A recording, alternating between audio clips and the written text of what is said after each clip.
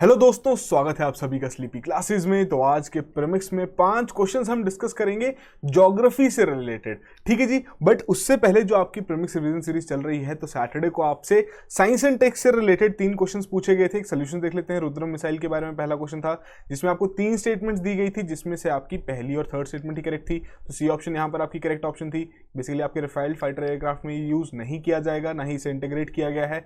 Second में बात कर रहे हैं साउंडिंग रॉकेट्स के बारे में, ठीक है जी। ये आपके रिसर्च वर्क के लिए भी यूज होती है, सर्वेलेंस के लिए भी यूज होते हैं। तो ये आपकी 2 स्टेटमेंट्स यहाँ पर दी गई थी, जिसमें दोनों की दोनों स्टेटमेंट्स आपकी यहाँ पर करेक्ट थी, ठीक है जी। R3 जिसमें ब्लूटूथ और वाईफाई से रिलेटेड आपको कुछ स्टेटमेंट्स दी गई थी। बहुत बेसिक सा क्वेश्चन यहाँ पर पूछा गया था। करेक्ट स्टेटमेंट आपको बतानी थी, जिसमें आपकी फर्स्ट और सेकंड स्टेटमेंट ही करेक्ट थी, कि जो बेसिकली इश्यूज रहते हैं इंटरफेरेंस के, वो वाईफाई में ज्यादा रहते हैं देन द ब्लूटूथ, ठीक है जी। तो यहाँ पर आपकी फर्स्ट और सेकंड स्टेटमेंट करेक्ट थी, तो इसका ऑप्शन भी सी था। तो सी ये सीरीज थी, और बेसिकली इसमें जिसने भी सबसे पहले करेक्टली आंसर किया है, तो वो विनर रहे हैं। और आप हमारी यूट्यूब की कम्युनिटी पोस्ट और इंस्टाग्राम की स्टोरीज चेक कर सकते हैं कि कौन रहे हैं विनर इस पर्टिकुलर सेशन के premix revision series science and tech 3 के, ठीक है जी। शुरुआत करते हैं आज के प्रीमिक्स के साथ, पहले क्वेश्चन के साथ, जहां पर आपको 3 स्टेटमेंट्स दी गई हैं। पूछा जा रहा है इनमें से कौन कौन सी करेक्ट है, और उसी के चलते 4 कोड्स आपको यहां पर प्रोवाइड किए गए हैं, ठीक है जी। तो पहली स्टेटमेंट देखते हैं। कह रहे हैं जो motion of the spin pole with respect to the geographic poles fixed to the earth crust, जिसे हम कहते हैं पोलर मोशन। सेकंड में कह रहे हैं पोलर मोशन के बारे में कि आपका इफेक्ट नहीं होता by the changes in hydrosphere, atmosphere, oceans और सॉलिड अर्थ। थर्ड में कह रहे हैं जो आपका क्लाइमेट चेंज है और heavy emission of green house gases है, वो प्ले करता है एक बहुत ही अहम role in earth's rotation patterns. तो 3 स्टेटमेंट्स आपको यहां दी गई हैं, थोड़ा सोचिए इसके बारे में। करेक्ट ऑप्शन मार्क कीजिए। करंट अफेयर रिलेटेड क्वेश्चन नहीं है आपके लिए, फिर डिस्कस करते हैं इस क्वेश्चन को। तो देखिए, ये जो पोलर मोशन के बारे में बात हो रही है, ये जो फिनोमिना है, जिसे हम डिस्कस करेंगे। पहली स्टेटमेंट बिल्कुल करेक्टली बताया गया है कि जो मोशन रहता है ऑफ द स्पिन पोल, जिसके अराउंड हमारा जो अर्थ है वो रोटेट करता है with respect to the geographic poles, जो कि fixed into the earth crust, उसे यहाँ पर पोलर मोशन कहा जाता है। बट वो आपके जितने भी चेंजेस होंगे हाइड्रोस्फीयर में, एटमॉस्फेयर में, ओशियंस में, सॉलिड अर्थ में, इसकी वजह से वो आपके अफेक्ट होते हैं, ठीक है जी। तो ये स्टेटमेंट आपकी इनकरेक्ट है। और जहां रही बात क्लाइमेट चेंज की, इसी वजह से आपके लिए इंपॉर्टेंट भी है, करंट अफेयर रिलेटेड टॉपिक भी है, कि रिसेंटली एक स्टडी कंडक्ट की गई जहां पर ये बताया गया कि क्लाइमेट चेंज और हैवी एमिशंस की वजह से जो ग्रीन हाउस गैसेज की हो रही हैं, उसकी वजह से भी आपके पोलर मोशन पर काफी फर्क पड़ रहा है, और अर्थ के रोटेशन पैटर्न्स हैं उस पर भी असर पड़ रहा है। क्यों पड़ रहा है? जिस तरीके से क्लाइमेट चेंज बढ़ता जा रहा है, ग्लेशियर्स की मेल्टिंग होती जा रही है, और उस हिसाब से जो हम कह सकते हैं वेट और जो मास डिस्ट्रीब्यूटेड है अर्थ के सरफेस पर, वो कहीं ना कहीं चेंज कर रहा है। तो उसका असर हमारी अर्थ की रोटेशन पैटर्न्स पर भी जरूर पड़ेगा। फर्स्ट और थर्ड स्टेटमेंट यहां पर करेक्ट है, और उसी के आधार पर सी ऑप्शन करेक्ट ऑप्शन है। तो इस तरह के जो कंसेप्ट्स रहते हैं, जो कि आपके करंट अफेयर्स में आते हैं, वो भी इंपॉर्टेंट रहते हैं। तो क्या चीज है पोलर मोशन? इसे डिस्क्राइब किया जाता है as the motion of earth spin axis with respect to geographic north and south poles. तो इस तरीके से आप देख सकते हैं अर्थ हमारी वॉबल भी करती है, फिर दोबारा से वो आपके कुछ समय बाद उसी पोजीशन पर आ जाती है, ठीक है जी। जैसे आप यहाँ पर स्पाइरल स्ट्रक्चर देख सकते हैं, जो कि यहाँ पर तैयार किया गया है। अर्थ रेफरेंस फ्रेम से देखें तो आपको इस तरीके से दिखेगा, स्पेस रेफरेंस फ्रेम से देखें तब भी इस तरीके से दिखेगा, और स्पेस रेफरेंस फ्रेम से आप किसी और एंगल से देखें तब भी आपको इस तरीके से दिखेगा। जो आपकी येलो लाइन है ये स्पिन एक्सिस है, और जो आपकी ब्लू लाइन है ये आपके ज्योग्राफिक पोल्स हैं। तो इंपॉर्टेंट है इस तरह के कंसेप्ट्स के बारे में आपको पता होना।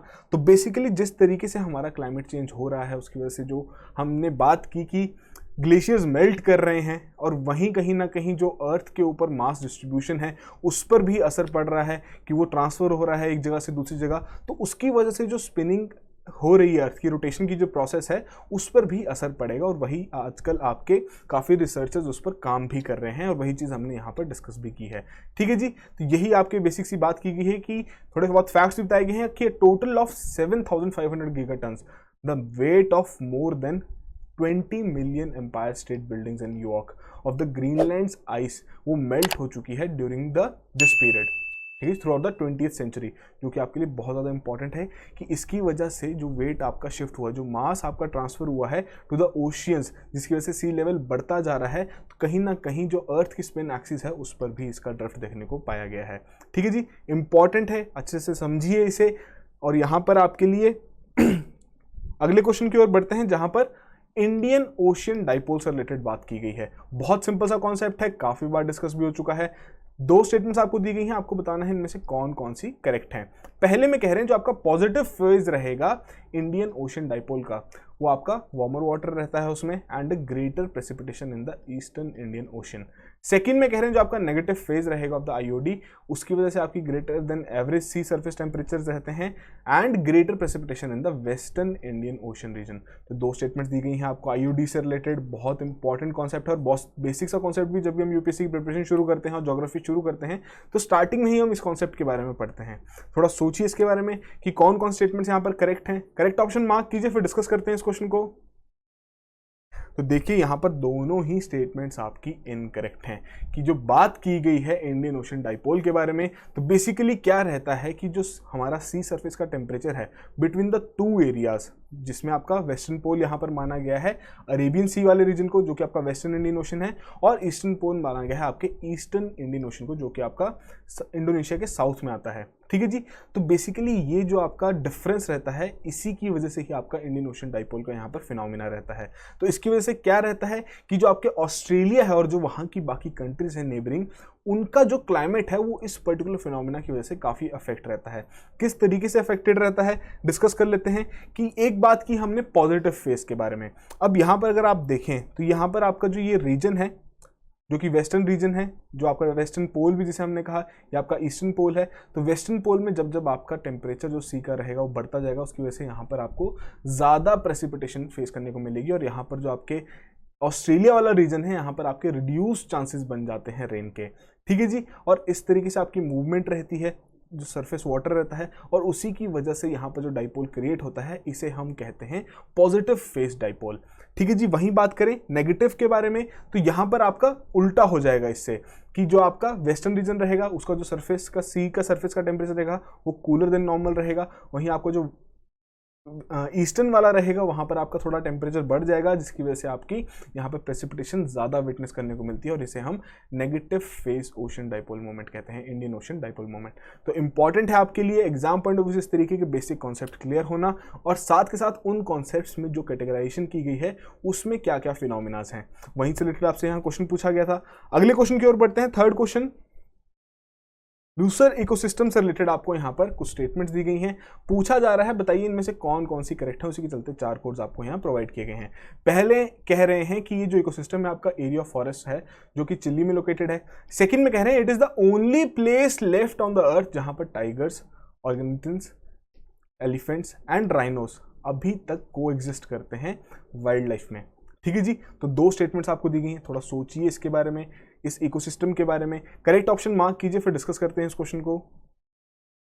तो देखिए ये जो लोकेशन की बात की गई है ये बिल्कुल गलत है। क्यों गलत है अभी हम देखेंगे, बट जो सेकंड स्टेटमेंट है वही खास बात है इस इकोसिस्टम के बारे में, कि यहाँ पर टाइगर्स हो गए, एलिफेंट्स हो गए, राइनोस हो गए, ऑर्गेटन्स हो गए, ये सभी आपके यहाँ पर कोएग्जिस्ट करते हैं, और यही आपकी करेक्ट स्टेटमेंट भी है यहाँ पर। तो बेसिकली इस तरीके के जितने भी फैक्ट्स रहते हैं किसी किसी इंपॉर्टेंट रीजन की वजह से जो कि आपके न्यूज़ में भी रहे हैं, अब उनसे रिलेटेड जितनी भी इंफॉर्मेशन है जोग्राफिकली या वहाँ के कैरेक्टरिस्टिक्स क्या क्या हैं, ये आपके लिए बहुत ज़्यादा इंपॉर्टेंट होते हैं। तो ये जो इकोसिस्टम है आपका लूसर इकोसिस्टम है, आपका एरिया ऑफ फॉरेस्ट है जो कि लोकेटेड है in the provinces of and north Sumatra on the island of Sumatra in Indonesia. तो इंडोनेशिया रीजन की यहाँ पर बात हुई है, ना कि चिली रीजन के बारे में। तो ये कवर करता है more than 2.6 million hectares and it is one of the richest expenses of tropical rain forest in south east Asia.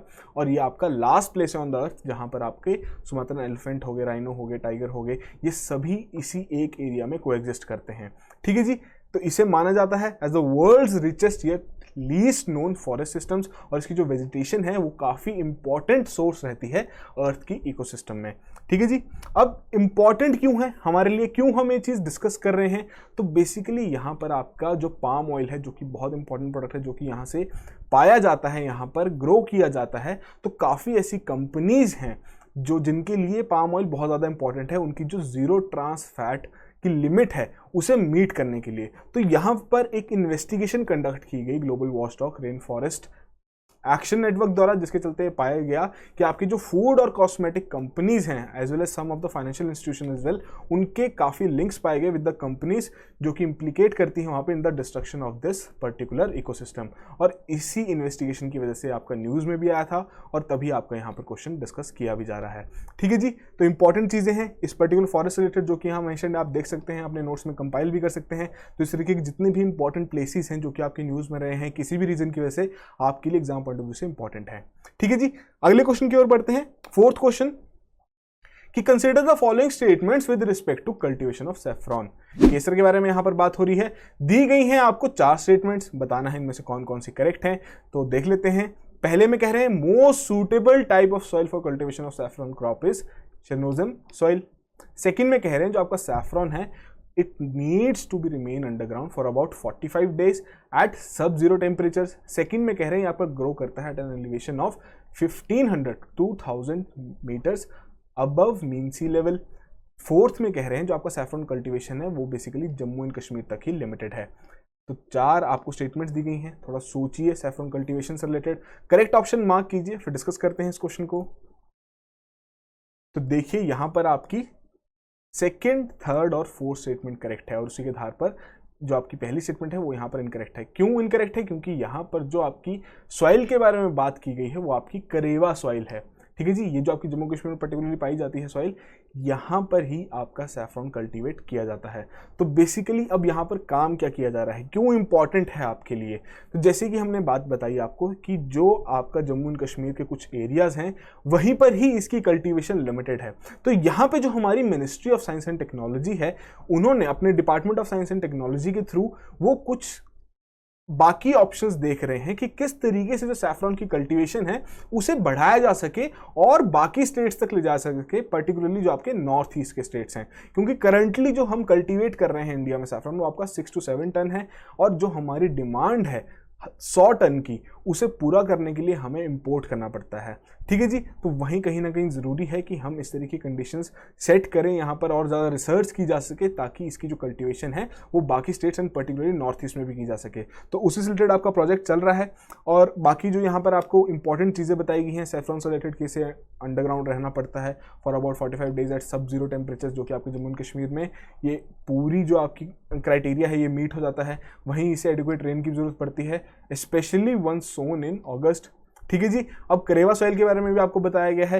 ये आपके इंपॉर्टेंट पॉइंट्स हैं इस पर्टिकुलर सॉइल टाइप से रिलेटेड, इंपॉर्टेंट है आपके लिए। इस तरीके से जितनी भी हमारी सॉइल टाइप्स हैं सबसे रिलेटेड कुछ चीज़ें पता होनी जरूरी हैं। खासकर अगर हम बात करें कि कौन से रीजन में पाई जाती है, फिर उसके बाद बात करें कौन कौन सी क्रॉप्स वहाँ पर उगाई जाती है और क्या क्या चीफ कैरेक्टरिस्टिक्स हैं जो कि उस क्रॉप को अलग से डिफाइन करते हैं। ठीक है जी, अगले क्वेश्चन की ओर बढ़ते हैं। फिफ्थ क्वेश्चन, अफगानिस्तान के बारे में यहां पर बात की जा रही है। अब आपको पता ही है काफी ज्यादा न्यूज में है आपका रीजन। तो अब आपसे पूछा जा रहा है कि बताइए इन कंट्रीज में से कौन कौन सी कंट्रीज आपकी अफगानिस्तान के साथ बॉर्डर शेयर करती है। तो 5 कंट्रीज के आपको नाम दिए गए हैं, 4 कोड्स प्रोवाइड किए गए हैं, तजिकिस्तान, तुर्कमेनिस्तान, उज्बेकिस्तान, चाइना और इंडिया। बताइए इनमें से कौन कौन सी आपकी कंट्रीज हैं जो कि हमारे अफगानिस्तान के साथ बॉर्डर शेयर करती हैं। अब देखिए अफगानिस्तान आपका काफ़ी हॉटशॉट टॉपिक है, तो आपके लिए इंपॉर्टेंट है हर एक तरीके से यहाँ से रिलेटेड क्वेश्चन प्रिपेयर करना और ज्योग्राफी से रिलेटेड मैप बेस्ड क्वेश्चंस तो बहुत ज़्यादा इंपॉर्टेंट है। ठीक है जी, तो यहाँ पर करेक्ट ऑप्शन मार्क कीजिए, फिर डिस्कस करते हैं इस क्वेश्चन को। तो अगर आपने अच्छे से पढ़ा हो तो बहुत सिंपली आप बता सकते हैं कि यहाँ पर आपकी डी ऑप्शन करेक्ट ऑप्शन है। तो इस तरीके के जितने भी फैक्चुअल नेचर के आपके क्वेश्चन रहते हैं, easy to medium difficulty level हम कह सकते हैं, तो ये इंपॉर्टेंट है। तो यहाँ पर आप अफगानिस्तान का मैप दे सकते हैं, किस तरीके से जो आपकी कंट्रीज हैं, तजिकिस्तान होगी, तुर्कमेनिस्तान होगी, उज्बेकिस्तान, ईरान आपका वेस्ट में, पाकिस्तान ईस्ट में, फिर आपका स्मॉल बॉर्डर सेक्शन भी शेयर करता है चाइना और इंडिया के साथ। ठीक है जी, तो इंपॉर्टेंट है एग्जाम पॉइंट ऑफ व्यू से। अफगानिस्तान से रिलेटेड जितने भी फैक्ट्स हैं आप जरूर अच्छे से रिवाइज कीजिए, आपको क्वेश्चन किसी भी तरीके से पूछा जा सकता है। तो ये थे आज के हमारे 5 क्वेश्चंस। आई होप आप में से सभी ने ही यहाँ पर अच्छे स्कोर किया हो। बहुत बेसिक क्वेश्चंस आज पूछे गए थे, कुछ कंसेप्चुअल लेवल के भी क्वेश्चन थे जो कि आपके करंट अफेयर से रिलेटेड थे, जो कि आपके एग्जाम पॉइंट ऑफ व्यू से इंपॉर्टेंट भी हैं। ठीक है जी, अब बात करते हैं प्रीमिक्स रिवीजन सीरीज के बारे में, जिसमें आपसे डेली 3 क्वेश्चंस पूछे जाते हैं पुराने प्रीमिक्स से। करना क्या है, रिवीजन सिलेबस आपको एक दिन पहले दे दिया जाएगा, कौन कौन से प्रीमिक्स आपको रिवाइज करने हैं वो बता दिया जाएगा। जो भी इन 3 क्वेश्चंस को करेक्टली आंसर करेगा उन्हें मिलता है अमेजॉन का gift card worth 500 rupees. Simple सा काम है, R1, R2, R3 तीन क्वेश्चंस पूछे जाते हैं, तीनों के आंसर्स आपको एक ही कमेंट में एक ही सीक्वेंस में अपनी ईमेल आईडी के साथ पोस्ट करना है। जो भी सबसे पहले करेक्टली आंसर करेगा वहां पर उनकी प्रिपरेशन को इंसेंटिवाइज करने के लिए हम दे रहे हैं अमेजॉन का गिफ्ट कार्ड वर्थ 500, जो कि उनकी ईमेल आईडी पे भेज दिया जाएगा। ठीक है जी। रिवाइज कैसे करेंगे, आप डिस्क्रिप्शन में जाइए, देखिए वहां पर प्रीमिक्स कंपाइलेशन का आपको लिंक मिल जाएगा। रीडायरेक्ट कर देगा आपको प्लेटफॉर्म पे, जहां पर आपको इस तरीके का इंटरफेस मिलेगा, जहां पर आपके सब्जेक्ट वाइज सारे प्रीमिक्स कंपाइल्ड हैं। फ्री ऑफ कॉस्ट आप एनरोल कर सकते हैं, और एग्जाम से पहले जितने भी क्वेश्चंस हैं आपके लिए बहुत इंपॉर्टेंट है रिवीजन करना, और वही हम यहाँ पर करवा भी रहे हैं। ठीक है जी। तो आज का दिन है ज्योग्राफी का, 4th वीक शुरू हो चुका है हमारा इस प्रीमिक्स रिवीजन सीरीज का। तो शुरुआत करते हैं ज्योग्राफी के R1 के साथ, जहां पर आपसे कह रहे हैं कि normally the temperature decreases with the increase in height from the earth surface, because यहां पर आपको कुछ फैक्टर्स दिए हैं, बताना है कि कौन कौन से करेक्ट फैक्टर्स हैं। पहले में कह रहे हैं the atmosphere can be heated upwards only from the earth surface. Second में कह रहे हैं there is more moisture in the upper atmosphere. Third में कह रहे हैं the air is less dense in the upper atmosphere. तो यहाँ पर आपको 3 स्टेटमेंट्स दी गई हैं, बताइए इस पर्टिकुलर स्टेटमेंट से रिलेटेड कौन से करेक्ट रीजंस हैं। 4 कोड यहाँ प्रोवाइड किए गए हैं। वीडियो पॉज कीजिए, आराम से इस क्वेश्चन को आंसर कीजिए, फिर अगले क्वेश्चन की ओर बढ़ते हैं। R2 में कह रहे हैं कि why westerlies in the southern hemisphere are stronger and persistent than in northern hemisphere. तो यहाँ पर आपको 2 स्टेटमेंट्स दी गई हैं, बताना है कि कौन कौन से स्टेटमेंट्स आपकी इस चीज़ के लिए करेक्ट रीजन है।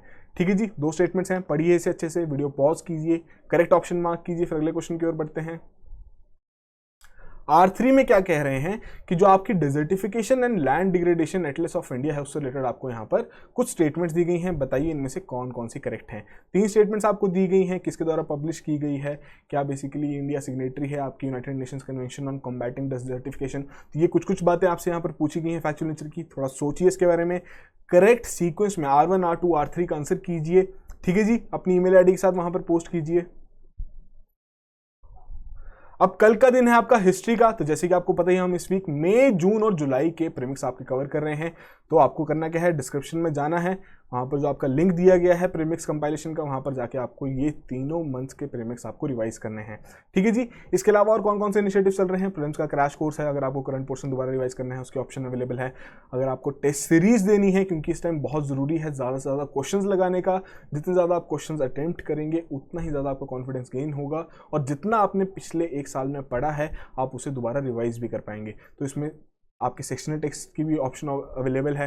यहाँ पर आपको फुल लेंथ टेस्ट देने हैं कि लास्ट अटेम्प्ट एक बार 10 टेस्ट निकाल देते हैं एग्जाम से पहले, तो उसकी भी ऑप्शन यहाँ पर है। कॉम्बो कोर्स की भी ऑप्शन यहाँ पर है। सारी डिटेल्स आप जाके हमारी वेबसाइट पे चेक कर सकते हैं। कोई भी क्वेरीज हो आपकी, feel free to call us इस नंबर पर, हम आपकी हर एक क्वेरी को यहाँ पर रिजॉल्व करने की पूरी कोशिश करेंगे। ठीक है जी। सो आज के लिए इतना ही। All the very best and have a good night.